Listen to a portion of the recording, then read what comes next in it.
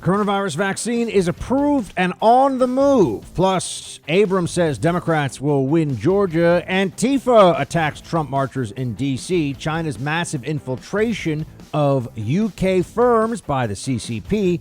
And don't call Joe Biden doctor.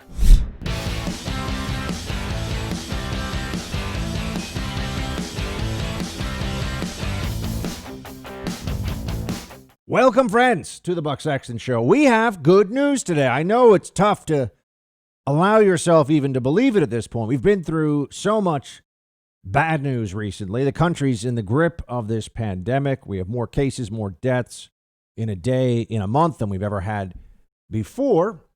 And we also have an election result that continues to be outrageous and frustrating and rage-inducing. And a result so far, at least. And I know the Electoral College is meeting today. So there's a lot that we have to just grit our teeth for. But there is this vaccine that is out there and it is on the move. And we should all be very, very pleased about this, excited about this. It will be the beginning of the end of at least this wave of tyranny. I don't want to overstate this. There are a lot of people who see what has happened to this country, who see how easily cowed the U.S. population is, and they think that this can be replicated, that this can be copied for other issues, other policy areas and concerns. They're not going to give up. In fact, they view this as the playbook going forward on a whole host of issues. But let's just at least look at the vaccine right now. I still remember in February being on the Bill Maher show on HBO and being sneered at, hissed at, laughed at, because they said Trump is saying that the vaccine is going to be delivered in record speed. And I said, well, they are planning to deliver it in record speed. That is the plan. Oh, you're so ridiculous. Trump will never do it. Well, it wasn't just then and there. We've seen countless other examples of people, especially when you get back into the April, May, and June time period, where they were laughing at Trump for suggesting that Operation Warpspeed, they thought the name was ridiculous. He'd never be able to pull this off. He's not good enough. He's not smart enough. And gosh darn it, people don't like him. That's what they were saying. I mean, that was the whole laugh line. They had fact checkers even. They had fact checkers who jumped in on this one too. NBC News fact check from May 15th. Coronavirus vaccine could come this year, Trump says. Experts say he needs a, quote, miracle to be right. Well, it looks like Trump delivered a miracle because vaccines are going into people's arms in this country today. Less than 1 year. Research to vial, research to vaccination. They're actually doing it. They're getting it done. And there's a lot of credit the administration should get for this, but there's not really a focus on it, of course. They don't really care to have anybody really come forward from the administration and say, hey, all of our critics were wrong. That's not going. The media is not going to spend any time on that.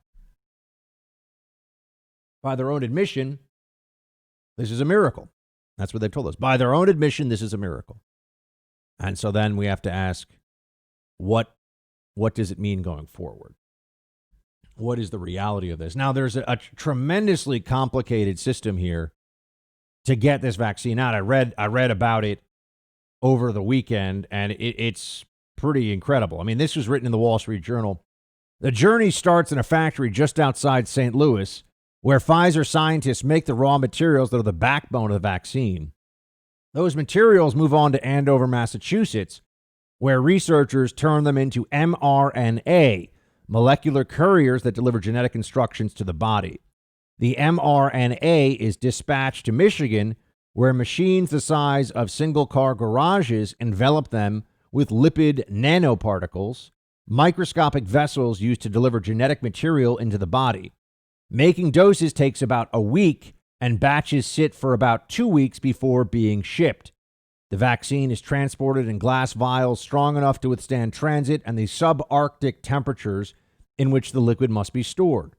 Trays carrying 195 vials are packed with dry ice in suitcases or suitcase-like boxes weighing 80 pounds. Those vaccines eventually are diluted with enough saline solution to make 975 doses. So this is a complicated process, and this is the most ambitious vaccination effort the world has ever seen. This is remarkable. It is a tremendous scientific achievement. And I think that it's a shame that we have such a focus on other things right now, and there's so much partisanship that there isn't any willingness in the media to credit an administration, even if they believe it is now the outgoing administration, even though the Electoral College is meeting today and has will certify Joe Biden in these states as the winner. The fact is that the Trump team did pull off something of a miracle, and it had nothing but doubters and challengers and haters all along the way. That's what was really going on here. In the media I'm talking about now. I mean, all the fact checks, they'll never get this done. They're lying about this. So this is a victory that we should all celebrate. But I know it's hard to be in any kind of a celebratory mood because of what's going on in the country, and this is going to take time. In a sense, this is like the invasion at Normandy. This is the D-Day landing of our fight against this vaccine. Remember, after D-Day, there was still a lot of fighting left to do, and there's still a lot of people that lost their lives. That's where we are right now. We've got our feet on the shore at Omaha Beach. We got our feet ready to go here. But this is going to take 90 days before we really feel a massive effect from this. Maybe 60 days, but something along those lines. And I think everybody should be prepared for a very challenging December and January. We all know that. But along with this vaccination process, which I know it's about so much here, and it's not really, it shouldn't be a political issue, but the Trump team deserves an enormous wave of thanks. You know, the people that hate science so much, right? That's what they always say. Trump and his advisors, they don't believe the science. Well, somehow they have helped bring into being the scientific miracle through Operation Warpspeed of getting this vaccine out to people. But while we're distributing this and trying to get our lives back, trying to get our society back, we should understand that there are those who believe that these lockdowns and these restrictions on us should continue long after the vaccine reaches a critical mass of distribution. That this is our new normal going forward, that it's completely necessary, not even acceptable. It is necessary to have all of these lockdowns, despite all the data you could point to show that lockdowns are certainly insufficient on their own, and many would even challenge whether they are beneficial when you look at the costs versus the actual benefits of it. Bill Gates, who I don't know why we have to listen to this guy outside of how to build a microprocessor. I really don't, but we do because he's really rich people and really famous people are treated like they know things in this country. They're treated like they're experts in whatever they feel like talking about, which is a shame because they're not. But Bill Gates, who is worth, I don't know, over $100 billion, some absolutely astronomical and crazy number, he wants everyone to know that their bars, their restaurants should be closed down. Play two. Well, certainly mask wearing has essentially no downside. They're not expensive. Bars and restaurants in most of the country will be closed as we go into this wave. And I think, sadly, that's appropriate. Depending on how severe it is, the decision about schools is much more complicated because the benefits are pretty high. The amount of transmission is not the same as in restaurants and bars. So, trade-offs will have to be made. But the next 4 to 6 months really call on us to do our best because we can see that this will end, and you don't want somebody you love to be the last to die of coronavirus. Notice that he won't tell you what the data really says about schools. Schools are complicated. That's the only concession that Bill Gates will make. Your school closures they're not complicated. School closures are dumb. They're not supported by the science. It's absolutely not worth it to close down schools. And everybody who was advocating for that at any point during this pandemic was wrong. They were wrong. There's not a debate on this. They were wrong. We have the data. We've run the experiment. We have the numbers. Why won't he say that? Why is this guy so obsessed with controlling so many people? And also his comment about masks, I completely reject. Masks are limiting your ability to breathe freely. Whether you want them or not, I'll put that aside for a second. Let's not pretend that it's no big deal. It's very annoying. It's a restriction of your most basic freedom, the right to breathe free, fresh air. More basic than anything even written in the Constitution. Are you allowed to breathe? Kind of. You breathe the way we say. You breathe uncomfortably through what we tell you have to breathe through. This is moronic. Oh, there's no cost associated with this whatsoever. I mean, this is a totalitarianism that goes beyond even the kind of stuff you see in North Korea. You're not allowed to breathe the way you want to breathe. Why is that? Oh, because it's so effective at preventing. That's why we have all these mask mandates all across the country and cities and states. And what exactly has it done to flatten the curve? I ask you that. What has it done to flatten the curve? Nothing. They won't admit that. They won't say that. They just pretend that we can't. This is all the emperor's new clothes, friends, except it's the emperor's new mask. You're not allowed to look at what's going on and say, well, maybe it works, maybe it doesn't. You know, how well it works, whatever. We can get into all that. Does a government mandate mean anything? No, it does not. It does not help. Look at all the charts. Look at all the graphs. I know I'm like treated like a lunatic on this by the mainstream, but they're wrong. I was right about schools. They were wrong about schools. Do you think they admit that? Do you think it makes any of them think, well, maybe we've exaggerated the intelligence of St. Fauci here, and maybe we should rethink some of these policies? They will not do that. And I'm here to tell you that while the vaccine is good news and it is getting distributed, and that certainly is cause for celebration, or at least it's encouraging, right? I mean, maybe we're not in a celebratory mood, but it is encouraging.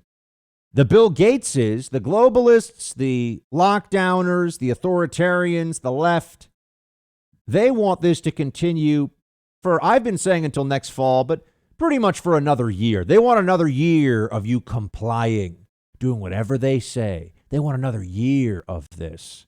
Play one. When do you think life will fully return to what we thought of as normal back in January? No masks, no social distancing, no other protective measures necessary. Certainly by the summer, we'll be way closer to normal than we are now. But even through early 2022, unless we help other countries get rid of this disease and we get high vaccination rates in our country, the risk of reintroduction will be there. And of course, the global economy will be slowed down, which hurts America economically in a pretty dramatic way. So we'll have, starting in the summer, about 9 months where a few things like big public gatherings will still be restricted. But we can see now that somewhere between 12 to 18 months, and we have a chance, if we manage it well, to get back to normal. Why do we have to manage it well to get back to normal? I just want to know what he thinks, what the logic is there. We're going to get everyone vaccinated, and then they're going to be at herd immunity. That's what's going to happen. Or manage it. So if we don't manage it well, we never get back to normal. You'll notice they hold this out there. There is this thought they have.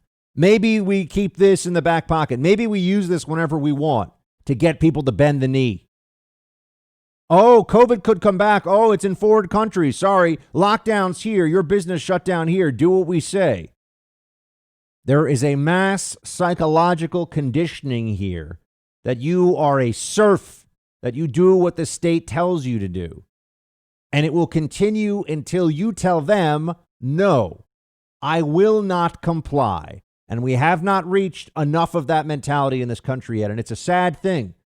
It's a sad thing. I used to think we were a free people that valued our liberty. Only some of us are. A lot of us just want to be safe and warm and fed, and nothing else matters to them. going to be a different holiday season. There are a lot of restrictions in place, harder to see people. Perhaps you're not going to be with those relatives, friends, family that you usually see this time of year, but you can still reach out, tell them that you're thinking about them, send them some joy, and really just do something nice for the people that matter to you that you may not be able to spend time with this holiday season with Bloomsy Box.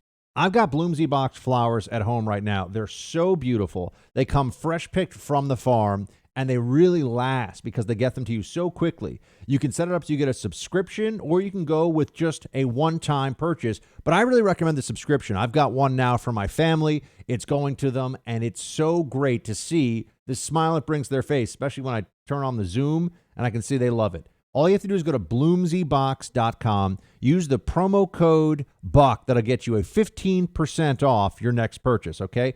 Bloomsybox.com, BLOOMSY box.com. Promo code BUCK. That'll get you 15% off your next purchase.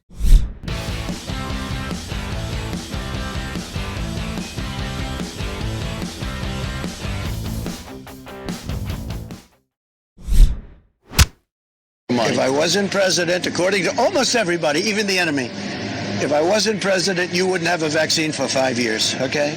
I pushed the FDA and companies and everybody else involved like nobody's ever been pushed before, and now you have it rolling out. And frankly, they could have done it last week. They could have even done it a week sooner, and they heard from me.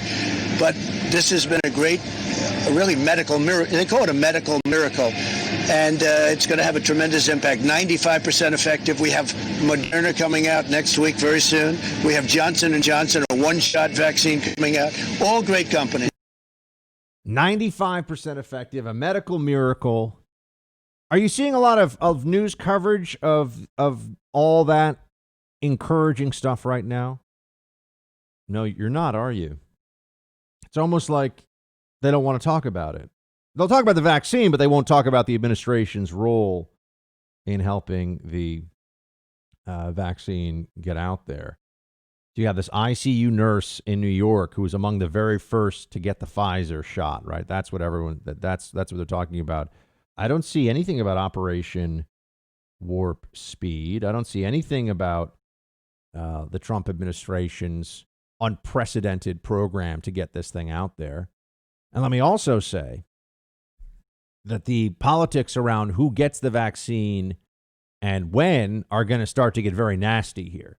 Right now, there's a novelty to all of this. Right now, there's a sense of, oh my gosh, look, the vaccine, give it 3 or 4 weeks, and some people are going to be walking around feeling just fine. Some people are going to be walking around with no problem because they know they're almost certain to be protected from a possible exposure to COVID-19. And a lot of other people will be walking around saying, when more likely actually stuck at home by themselves, saying, when do I get this thing?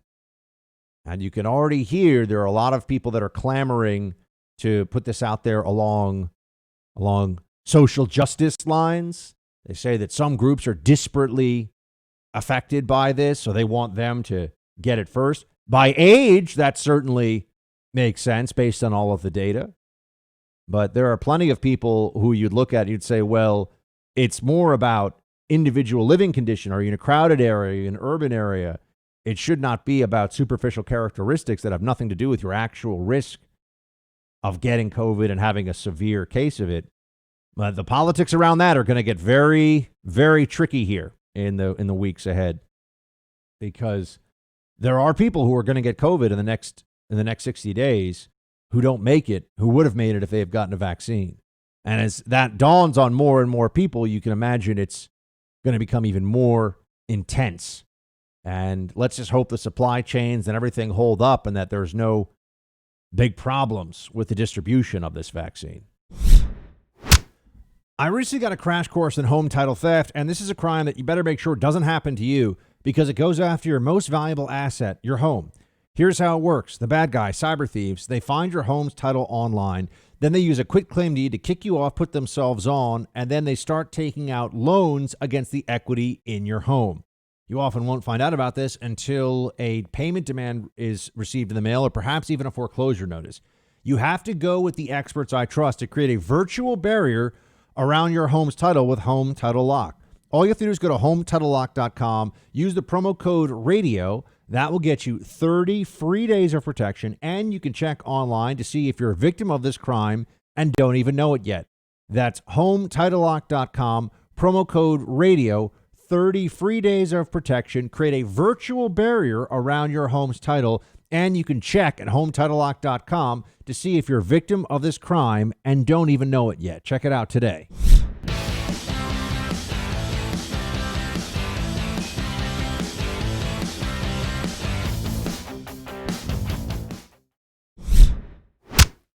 I just want to deal in fact, because there is so much speculation out there, and there is zero evidence that Hunter Biden or Joe Biden did anything wrong here. We should note, again, and you and I have said this in the air many times, there is no evidence that Joe Biden was, involved in any wrongdoing. Of course, want to note that there is no evidence that Joe Biden or Hunter Biden has done anything wrong. I just want to reiterate, and let's be clear for the viewers, there is no evidence Biden did anything wrong. I'll note again, because it's important, There is no, I repeat, no. there is no evidence that either Biden did anything illegal. There's been no evidence. There was no evidence. There's no evidence. There is no evidence. There is not an iota of evidence. No evidence Biden did anything wrong. There's really no evidence That Joe Biden Did anything wrong? Nobody's ever accused there's no Evidence whatsoever that Joe Biden did anything wrong. Got that? Joe Biden did nothing wrong. Hunter Biden did nothing wrong. Right. They're delusional and they're a bunch of liars, but what a symphony of frauds. Wasn't that amazing? Here's a story today on FoxNews.com. New emails appear to show Hunter Biden failed to report $400,000 in income from a shady Ukrainian firm. There's no evidence he did anything wrong. No evidence he did anything wrong. Hunter Biden is the most pure and decent man imaginable. Yeah, the guy that got the stripper pregnant, pretended he wasn't the dad afterwards, and got kicked out of the Navy for doing coke or meth or whatever it was. Great guy. Oh yeah, Hunter Biden. You can take Hunter's word to the bank.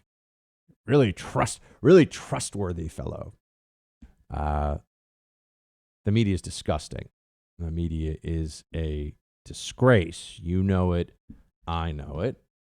And I think it's important that we all understand that they're not going to change. In fact, they're just going to become more aggressive under a Biden presidency. They're going to stifle dissent. They're not going to try to win the argument anymore. They're going to prevent you from being able to make an argument. They're going to try to shut down people like me who will beat them in the argument. They won't allow it. That's going to be the game. It's not, oh, may the best pundit or news channel or show or whatever win. It's going to be, no, we're on air. You're not. Because the people that control the plugs and the switches and, the internet and the cable channels, they're not letting you on. That's the game they plan on playing. Full-on censorship. They talked about state media against Trump. They're a bunch of morons. There's no state media when 95% of the media opposes the sitting president. But notice that they, in a sense, and I know this is not comforting to hear, but they were successful in their lies. They were successful in what they were trying to achieve here, preventing us from figuring out what really happened, at least in time for the election. That's what mattered. It was all about when this would break. It was all about who and who would find out about this. At what point would they find out about this? Right. And Hunter Biden was able to count on the media to give him the kind of unbelievable protection from the mainstream media that you could only expect if you're a Democrat that's really important to their movement. I mean, if you didn't report $400,000 in income, I mean, that's the kind of thing that even the IRS under a Democrat administration would normally pay attention to. But does anyone really believe? Does anyone really think that Hunter Biden will face any consequences under a Biden administration for this whatsoever? No, of course not. The people who have been lecturing you for 4 years about norms and decency and democracy, about the rule of law, are the same people who lied about Russia collusion from the beginning of the Trump presidency, used it as a weapon against Trump and all of his advisors and family members and everyone around him, and now are going to completely lock down with nothing but partisan intent, lock down anything the DOJ is looking at about Hunter Biden or anything else for that matter that harms Democrat interests. That's their plan. That's what they're going to do. I mean, the suppression of the Hunter Biden media story is something that we should never forget. In the same way that the attacks on Brett Kavanaugh were a moment of clarity about who the Democrats really are. That they would lie about somebody. There was such a lack of decency and honor and integrity at the very top of the Democrat Party that they would say the things they said and present the things they did against Brett Kavanaugh, a good man who had done nothing wrong, who not only was he not a bad guy, he was a good guy, and they tried to ruin him. No remorse about it. Kamala was one of them. Don't ever forget that. I mean, she's ruthless, utterly ruthless, a disgrace. She's a mediocrity who's playing the system using identity politics, using the Democrat power structure. I don't mean the Democrat as in our democracy or whatever. I mean the Democrat Party. Kamala is very ruthless indeed. But what we saw with Kavanaugh, now you should view what's going on here with the media as a Kavanaugh-like moment. They will, in the weeks before a presidential election, straight up lie to your faces without a moment's hesitation. They will lie right to your face about an issue of major national news concern. And afterwards, when they're exposed as frauds and liars for that, they think of themselves as heroes because their purpose is not to inform you. Their purpose is to influence you for the benefit of a political party, the Democrat Party. That is what they are doing. Now, it's not enough to just point this out. We have to be very clear that there are fights ahead. And I have, substantial concerns about where all of this stuff is going. All right. Here is Stacey Abrams. This Georgia election is weeks away. And remember, the last 2 weeks of December for a lot of people, including journos, the last 2 weeks of December, there's not going to be a whole lot of focus on anything in the news cycle. No one's really going to pay much attention. And then all of a sudden, you're going to come back. A lot of people come back from vacation. There's going to be a Georgia Senate runoff for 2 seats, right? Georgia's having this runoff, 2 seats at play. And you got Warnock, Loeffler, Perdue, Ossoff. Which names are going to come out victorious of this thing? Stacey Abrams, the make-believe governor of Georgia, is out there rallying her side, and she's speaking with a lot of confidence about this. Play 16. Democrats are prepared to win this election because this is the first runoff where we have the level of investment and engagement that it takes to win a runoff. We know from the numbers that we're in a good place. 1.2 million absentee ballots have been requested thus far. And just to put that into context, 1.3 million were requested for all of the general election. And of that 1.2 million, 85,000 of those applications are from voters who did not vote in the general election, and they are disproportionately between the ages of 18 and 29 and disproportionately people of color. What that signals is that there's an enthusiasm for Jon Ossoff and Raphael Warnock, and it signals that we understand that we need to make a plan to vote and deliver this election. Look, millions of you are understandably furious about where we are right now in the presidential election. I understand that it all feels wrong. The Electoral College is meeting today to certify a result that you think in your soul, is just unfair. It's wrong. The Democrats changed the election rules in bad faith. There are hundreds of sworn affidavits alleging fraud. And there's this seething rage that we should all have that the media openly and aggressively stifled information about Hunter Biden so Joe could win. Yes, the media rigged the game, but the game is not over. And I don't just mean in the presidential election. We've got to win in Georgia. I've actually got a piece up on bucksexton.com on this that you should all check out. I wrote an editorial on it because I'm trying to make the case to you that It is not true that we are losing focus on the presidential fight and exposing fraud if we also give all due attention to winning these Georgia Senate seats. It has to happen. Because what goes on if we lose this? If we lose and they have a Democrat majority in the Senate, well, first they'll eliminate the filibuster. Then they'll move for expanded amnesty for illegal aliens. You know, they already have a surge at the border going on right now. Why do you think that is? It's people who are focused on this issue, who want to get into the country and stay here illegally, they know you're probably never going to have a better time. There's never going to be a better option for you to come into the country illegally than right before a Biden administration that's going to be pushing for amnesty. Because even if you're not covered by that amnesty, do you think there'll be any real will to do deportations? No. If you can get here, you'll be able to stay here. So they move for, eventually it'll be legalization for everyone in the U.S. illegally. They'll add to that statehood for D.C. and Puerto Rico. Some Supreme Court packing could also happen, although it feels like they don't need it these days. Look at the Texas decision. Texas brought suit. Many states joined with Texas. Shot down by the Supreme Court. Trump is out there tweeting about how no judge has the courage, right? That's what he's saying. No judge has the courage. What did I tell you all along? And I don't like saying things that I know are going to be frustrating to hear, but I have to tell you the truth. I have to tell you what I know is coming.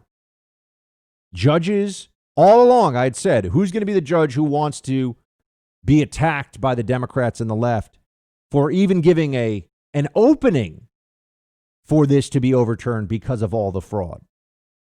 I just don't think they have the courage. That's not me saying I don't care that they don't have the courage. That's me saying this is the reality that we face. And that's what Trump is saying about these judges, including supposedly conservative justices. They're saying, nah, we can't touch this thing. Sorry. Can't get involved. So we absolutely need to focus in on this Georgia election and do everything that we possibly can to make sure that the Senate is in Republican control going into a Biden administration. Because right now it would take something of a legal miracle to prevent the Biden administration from happening. We all need to know that that's where this is heading. Not saying it's over, but I'm saying it's not looking good. We're down 2 touchdowns and there's, a minute 30 left. That's where the situation is. And I'm going to say this to you. Anyone who tells you otherwise right now is not being straight with you. They're not being honest with you. There's a lot of telling people what they want to hear right now. And I don't want to be a part of that and have our eye taken off the ball in Georgia, because some people are squabbling for whatever remnants of the Trump movement they can sort of gather up for themselves in their eyes. I think that's the play. There are people now who are doubling and tripling down on how, don't worry, the plan and we're going to win. And there was a chance, there was a time we were having that fight. And yes, we see it through to the end. But anyone who's telling you that it's looking good right now is lying to you. They're lying to you. All right. And putting too many people on air who are going to tell you that on their air, on their show, there's also a dishonesty in that. Right? Yeah, I could bring endless amounts of people. Look, I think Sean Parnell's legal challenge in Pennsylvania is legitimate. I think he's right, and I think he's got a shot. That's why I put Sean on the air. But if you're asking me how I think this is going to go for the election overall, meaning whether or not this thing is pretty much over and done with, we're close. And people can get mad at me. That's fine. I don't know why they're mad at me. I was saying fight all along. I was saying this is where we need to be. Dig in. Do everything we can. But at some point, sometimes you fight and you give it everything you got and you still don't end up getting the result. That would be justice. That's life. That's where we are. So I just rather you hear that at this point from me than have me pretend like everything's fine, which I would not do. And then in January, when Biden's a week out from being sworn in, say, yeah, I guess maybe it is going to happen, We should prepare now for that possibility. Doesn't mean that we give up, but it means we are being smart and strategic. And part of that means winning in Georgia. All right. The The response to losing Paris to the Germans, if you're the Allies, is not to say, let's hand them London. And that's what giving them Georgia would be right now, a disaster. So we continue the fight, and we understand where we are in this process.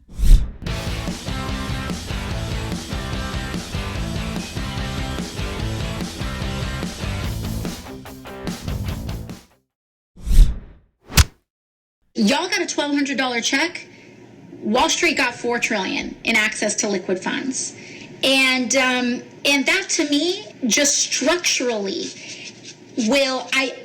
I'm concerned. What keeps me up at night is that it was short-term relief that was really important and really necessary, but that the help for working people and everyday people, as we know, dries up super fast. But what we gave away to Wall Street was so large and so structural that, frankly, like, that's why Republicans, I think, have been, not as, and why Mitch McConnell has not been in a rush. Mitch McConnell has been in a rush. This is complete rewriting of history from AOC, who is an idiot but a dangerous and powerful little propagandist for the ignorant left. No, Mitch is the one who has been pushing for COVID relief. Pelosi blocked it. They can try to rewrite the history as much as they want. It won't change what actually happened here. Pelosi blocked it. Said, no, we want more. He brings up Wall Street. This is something we have got to change. We've got to get the public to understand this. Wall Street is dominated by Democrats, by lib Democrats. The Wall Street banks. Goldman Sachs is practically a DNC PAC in terms of the way that it spends money in elections. It's true of all these big investment banks, because this is the game. The Amazons, the Goldman Sachs, the mega corporations, the globalists, the internationalists, they're rich and getting richer, and government policy from big government action continues to benefit them. They like the anti-competitive nature of all the endless regulation and the ability of government to come in and shut down their competitors. Look what's going on during COVID. Small business is just getting wiped out. But Wall Street this is a myth. This is a fable that Wall Street is Republican. Wall Street is absolutely not. I live in New York City. I come from a family with a dad who worked on Wall Street for decades. I got brothers, I got friends that are Wall Street people, worked in Wall Street. Wall Street is Democrats, okay? Not all, but it is a huge majority of the giving went to Joe Biden. So this is, I just hate this because somehow the perception lingers, and AOC will sit there when she's trashing Wall Street. This is a way to avoid criticism of Democrat policy. And people go, yeah, Wall Street's so bad. All those rich fat cats. Those are Democrats. Those are people on Wall Street who are writing checks to Dianne Feinstein and Chuck Schumer and Nancy Pelosi and the AOC types even, although a little less so. They like more the establishment Democrats, to be fair. But they're the ones writing checks to Democrats. This drives me nuts. Because this is all media perception. It's all media propaganda. Wall Street's a bunch of rich, white, male Republicans. That's what Wall Street is. Wall Street, you go to any of these big banks now, they've got all the Diversity Day stuff going on. They're all about transgender rights. They've got super progressive HR policies. And they're funneling money to Democrats. Just check. This is public record stuff. You don't even have to take my word for it. Go check online. You'll see. Who does Goldman Sachs give money to? Democrats. People like Joe Biden, Hillary Clinton. Who do these enormous banks? And in some ways, it's ideological because you have these guilty conscience, rich libs who work on Wall Street, and they think, oh, I'm getting paid all this money. What am I even really doing? That's a productive, additive function for society, or am I just in the extraction business? Extract from the system, position and extract. So a way that they like to handle with that, is to give money to very progressive causes and very progressive candidates. It's like buying a form of social insurance. That's really what they're doing. Buying a form of social insurance. You know, now they can say, oh, well, I gave to Joe Biden, so hopefully no one is going to, mask up and don't worry about the fact that I'm at my $10 million house in the Hamptons because I gave money to Joe Biden. This is what they do. This is how they get away with this stuff. But they support the right candidate. They're just part of the system. They're just part of using and leveraging where they are in a system and pretending they care so much about the poor. These Wall Street Democrats, these fat cat hedge fund billionaires, they don't give a crap about the poor. I mean, yeah, they'll write a check a few times a year so they can go to a fancy gala or something. There's a lot of that goes on in New York City, too. Not really so much anymore, but there was before COVID. But it's remarkable. This is a lie that will not die. Wall Street is dominated by Democrats. It is the ideology now of Wall Street. It's all these big mega corporations are what's pushing the stock market to all-time highs.